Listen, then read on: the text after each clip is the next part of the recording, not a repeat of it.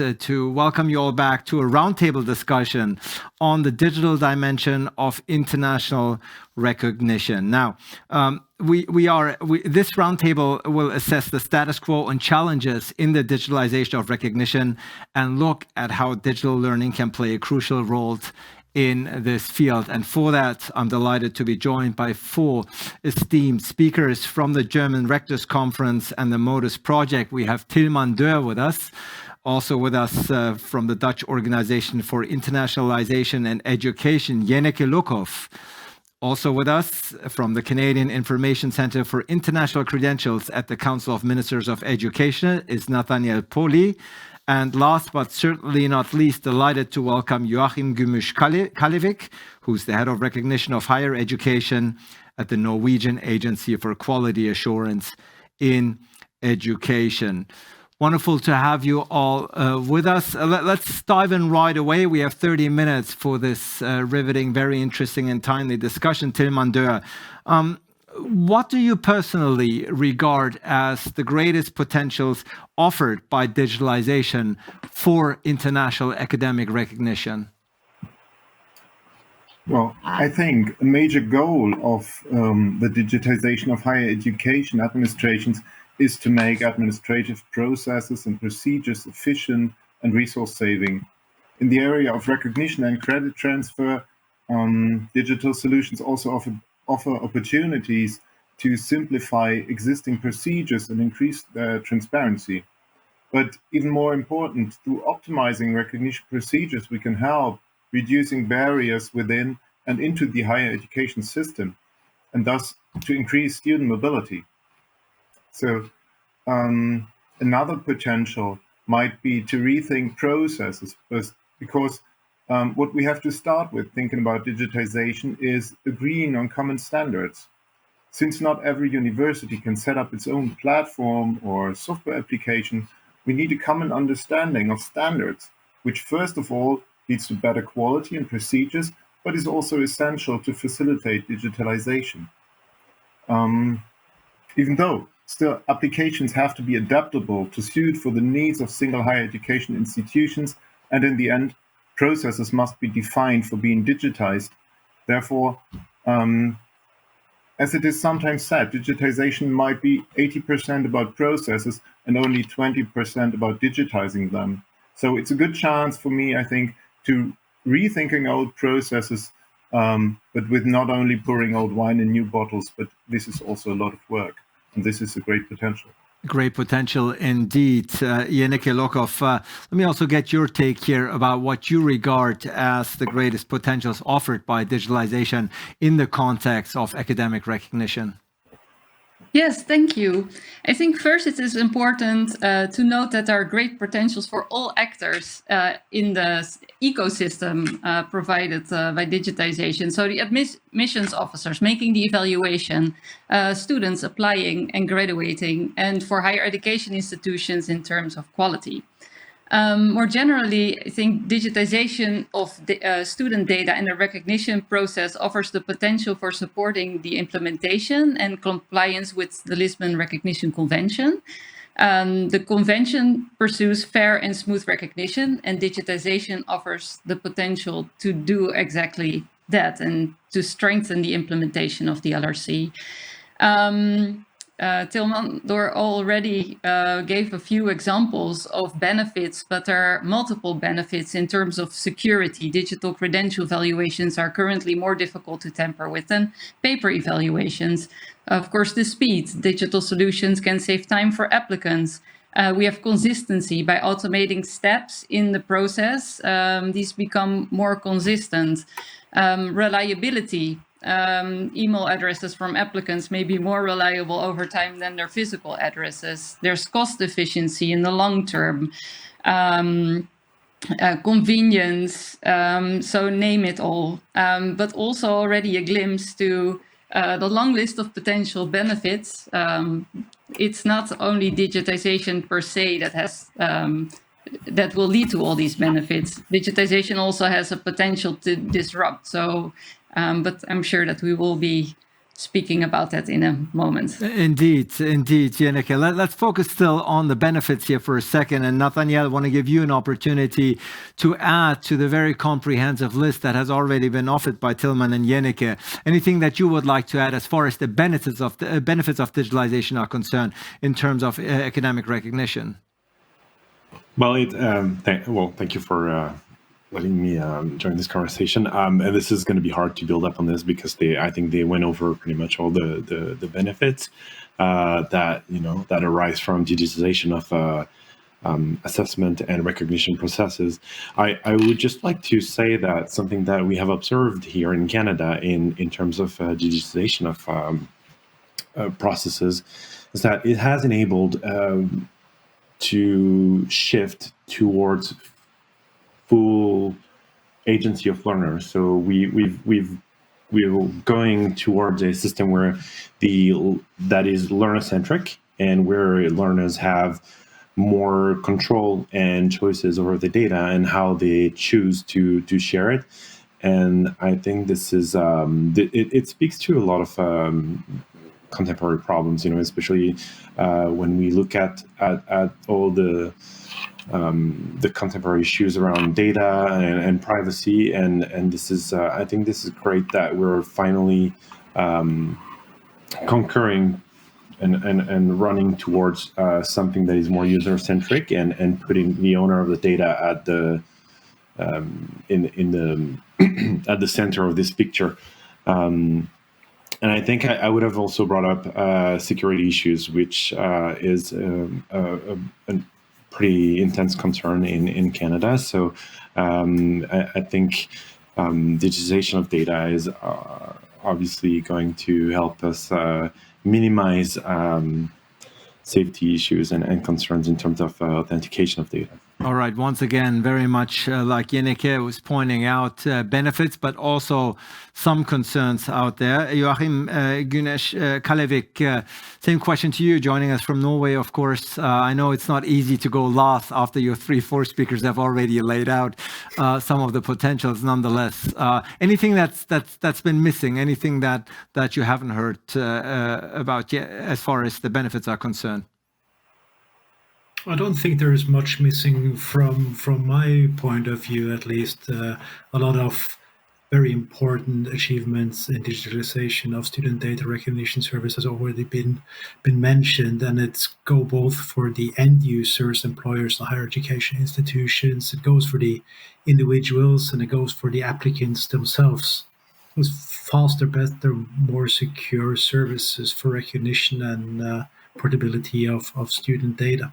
Let me ask you this then. What is the current state of digitalization of recognition in Norway? What experiences have you made? What steps have you taken which are still, what steps might be still missing? Where are still some of the biggest obstacles to recognition in your country? Well, for student data that has been obtained in Norway, we have fully digitalized central registry for student data, and we see how much of a benefit that's for potential employers, education institutions, and other relevant recipients. We also have a national identification number, national electronic identification system, which is both token and cell phone based, that enable us to digitally identify ourselves, and our digital identity can therefore securely be connected to our student data. The three major challenges that I see for sharing digital students across national borders, the first one is, are we aware of the difference between digitalization and digitization when we speak with each other in forums like here, where digitization is basically the process of taking analog information such as documents and converting them into digital formats like PDFs. This is of great help for the postal mail services and the back of the mailman who don't have to drag around all that paper, but it doesn't really help us reaching digitalization of student data recognition service. So digitalization is, on the other hand, more referred to the conversion of processes into the digital equivalents. In other words, change the way we work and share student data. And digitalization and recognition requires structured data in transferable data formats for both automatized, smoother, and more secure recognition processes. And to get there, the lack of common standards, data standards, has already been mentioned. But we also have to discuss the central terms and concepts. Is student a standardized term? Is a student the same in all different national contexts? What about unit, courses, programs, accreditation, etc., etc.? And it's also a challenge, as we see, is like how can we support digital infrastructure and the flow of student data across national borders? I think we need to support the well-functioning hubs and spokes for sharing of student data. For instance, the Norwegian diploma registry is a great hub, but as for most hubs, it's primarily national. And as far as I'm aware, we don't have any proper international hubs for sharing structured student data. I'm not talking about PDFs, but structured data. And I think that would be very helpful for recognition of foreign qualifications. And last but not least is how do we secure the connections between the student data, the person who has obtained the qualifications, and the higher education institutions. As we know, we don't have an international identification number. And I think that's a big challenge in connecting the individual, like the person behind the credentials, the student data, and the higher education institutions. And from there, how can we establish trusted sources for verification and portability without knowing the identity behind the student who's holding the data? Right. Thank you so much for this comprehensive overview of the situation in your country. Tilman, of course, this is a conference organized by the German Rectors conference. And for the international viewers out there who might be curious about what the current state of digitalization, or digitalization for that matter, of recognition is in Germany, how are we doing? How is Germany faring? What has proven to be successful? What steps are still missing? Yeah, on the one hand, we are of course looking a bit jealous to other countries like Norway. We just heard about a national identification number or a digital identity. I think we are not as far yet, but also in Germany we can see developments. Currently, of course, we have the current circumstances which are kind of pushing factor. We also have another pushing factor, let's say, because of the German Online Access Act, which aims to improve online access to public administration services. And this law is already in force since a couple of years, and it foresees the digitalization of all digitizable administrative services by the end of the next year. So also higher education institutions have to deal with this and have to digitize their processes. Within the MODUS project, we are currently identifying the status quo in terms of digitalization on recognition, and we are identifying and analyzing projects within higher education that might be relevant. And what we see, of course, is that almost all institutions have available online information, that they do online communication with the applicants, and that often processes are partly digitalized. But when we think of completely digitalized administrative services, and in the best case without media disruption and so on, about automation of processes, we can only see very few institutions that are fulfilling parts of these functions, and additionally only a few ongoing pilot projects until now. So there's a lot to do for the upcoming years. Maybe this as a first reaction. Yeah, absolutely. Of course, we will take a look at what the future holds, but let's stay in the moment. Let's stay and focus on the current, on the status quo and the current situation for the time being. Jenneke, we heard Tilman Dörr say, well, the situation in Germany, if we're comparing it to Norway, might still be lagging behind. What's the situation like in the Netherlands as far as recognition, digitalization of recognition is concerned? Well, we are on the way, but there's still quite some work to be done. But maybe I can give a perspective also from the wider view of the networks, as we've conducted also a project in this field. What we see in is actually the student data development has already ongoing over the last 10 years. And it sort of forced us to also look at digital student data and also large numbers of applicants on how to digitize the processes. So it has had a long run. And of course, you see all these policy initiatives, such as the Bologna process, but also the European education area pushing towards further digitization. And you see in the networks that quite a few countries are digitizing at the moment. Well, of course, we just heard Norway. Canada also made a lot of steps. Germany, other countries such as Italy, France, they're all Estonia building databases and further digitizing. And what we also see is that during COVID, in March, when COVID hit in March 2020, actually the whole network was forced to go digital in one form or another, because we had to continue our operations. So this also gave a push towards digitization.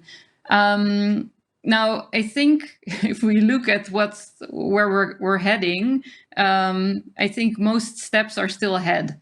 The end station is the exchange and handling of machine data. So if you compare to where we are now and where we're going, there's still a lot of steps to take, which requires collaboration with everybody that's a player in the ecosystem. So ENIC-NARICs, but higher education institutions, diploma registers, quality assurance agencies, etc. So and this requires advocating for basic principles, also to make sure that we're sharing developments in the ENIC-NARIC networks, because it's a rather difficult topic to grasp, but also that our databases and systems operate following the principles of the Lisbon Recognition Convention. We might have to lobby for trusted sources. So there's a lot of work still to be done. Still a lot of work to be done, still a lot of room for improvement, no doubt. We're still talking about the digital dimension of international recognition, higher learning, still focusing on the status quo. Nathanaël, you've already alluded to some of the steps that your country, that Canada, has taken. You've already listened to the examples in Norway, Germany, and the Netherlands. If you could dispense some advice, so what is particularly working well in your country that perhaps the Netherlands, Norway, Germany, or other countries can also learn from? Well, first of all, I don't know if working well would be the perfect way to describe the situation. Canada is a bit of a complex piece, and I don't want to take too much time, but because we're a federal country, the approach to assessments of academic credential and recognition has been decentralized. So while some stakeholders involved in assessment and recognition are making tremendous progress, we also notice and observe that others are lagging behind, and that's a bit of a problem. And I'm kind of going to build on what Jenneke just mentioned, because, so I'm sorry, I'm going to give some context, but prior to the crisis, prior to the pandemic, CICIC led a consultation with the assessment and recognition bodies of Canada. on the implementation of the Lisbon Recognition Convention. And as part of this process, on top of it, we also led some consultations on digitization of processes and student data, and just to get a picture of how things were going. And we found that the majority of assessment and recognition bodies in Canada were not feeling too concerned about digitization of student data, whereas a small chunk of them were thinking about changing the processes. And it's really difficult, to coordinate those disparities and address them to ensure that there is consistency in terms of mobility, portability of the data, and so.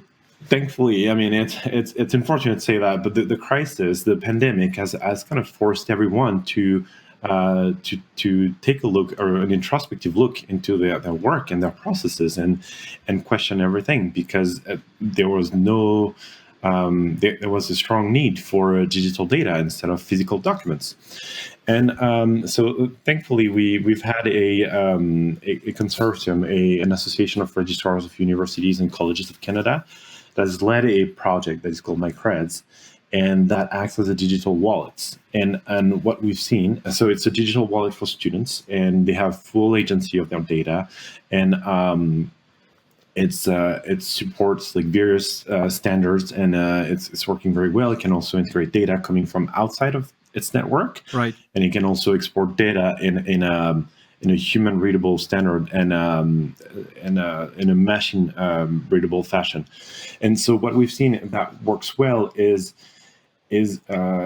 ongoing dialogue between stakeholders involved in assessment and recognition. And I would say, and I always strongly invite all stakeholders to continue linking to each other, quality assurance agencies, educational authorities, educational institutions, regulatory bodies, and because otherwise, especially in countries where everything is decentralized like Canada, everybody otherwise would just go their own way and not address the gaps and disparities, and then we would just end up lagging behind. And I would say that what the Association of Registrars in the University of Canada has managed to do is a good example of what consensus building can achieve when you put the right policymakers around the same table. Right.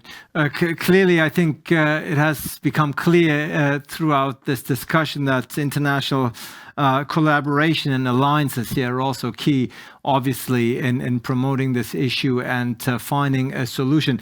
We have approximately 10 minutes left, so let's do a final round. And this time, let's look ahead. Let's look at the future developments. And Joachim, Gümüş, which future developments in the field of digitalization, of academic learning, poses the greatest challenges for recognition that you see out there? What developments do you foresee heading now into the future?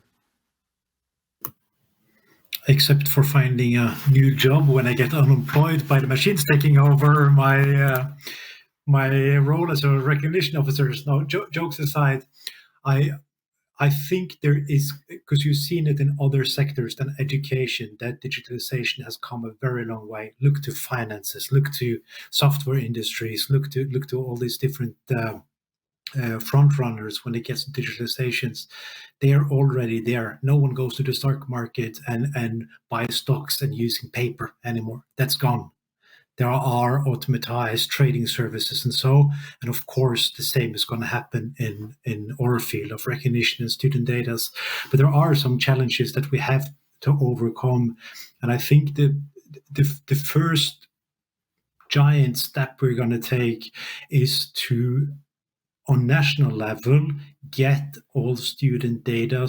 Everyone obtains a degree in a country that is. Data are structured in standard formats with common terms. And when we are there, then we can let the tech people play with different solutions in order to replace the ordinary standardized recognition services for better, smoother, faster, much easier recognition services for both the industries, the job market, the higher education institutions, and not at least the individuals who are mobile.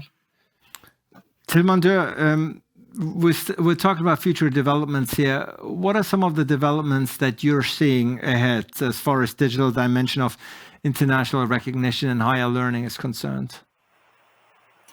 Yeah, I think there are several interesting aspects we might have a deeper look at in the upcoming years, but to make it short with a look at the time, I would like to name 4 aspects, and I'm very curious if and how we can make use of artificial intelligence for enhancing recognition. I think this is a very interesting field. What do we do with electronic badges and the recognition of micro-credentials?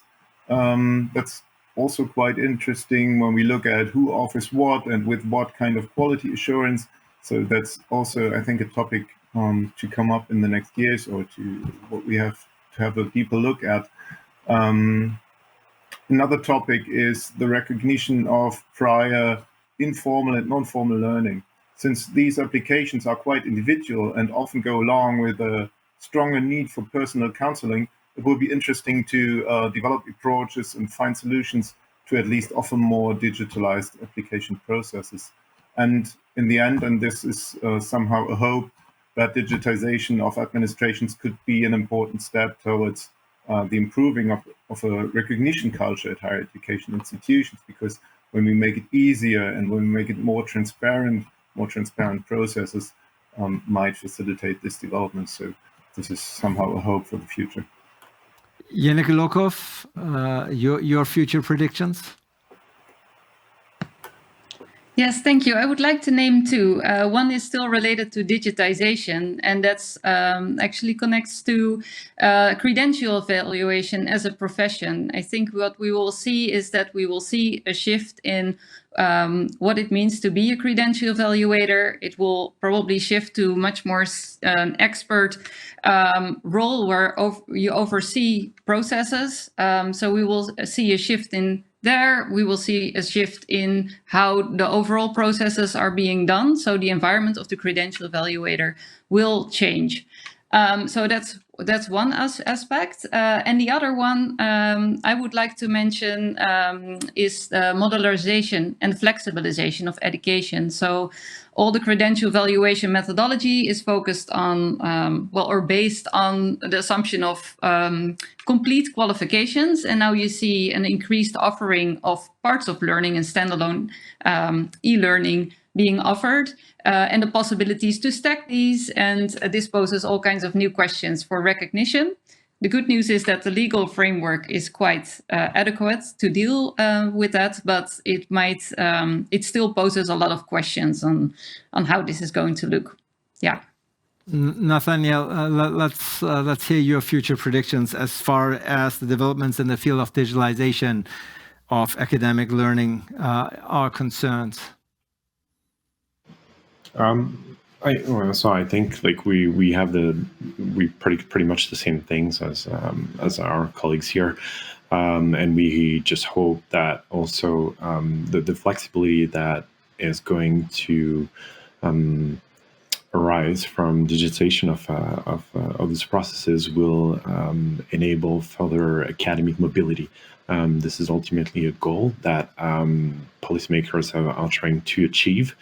They want to see students moving from a college to university, from province to another, from Canada to another country, or coming into Canada with a previous or academic degree or academic credential.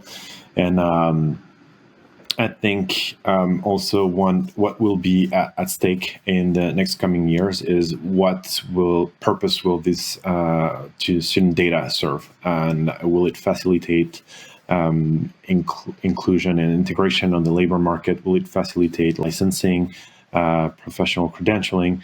And because ultimately, like, we need to ensure that everything that we're doing right now will connect to the final purpose of academic credentialing and just training in general.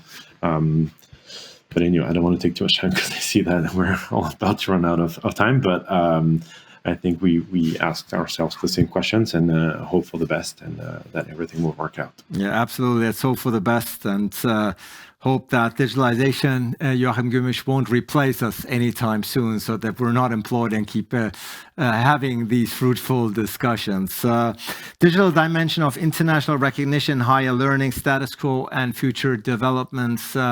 Thank you so much. Even though it was a relatively short time that was given for this panel, I still think it was very content rich, and it gave us a very good understanding of the challenges that are persisting and existing in some of the countries out there. Tilman, Dörr, Jenneke, Lokhoff, Nathanaël, Poli, and Joachim Gümüş, Kallevig. Thank you so much for joining us for this debate. Thank you so much.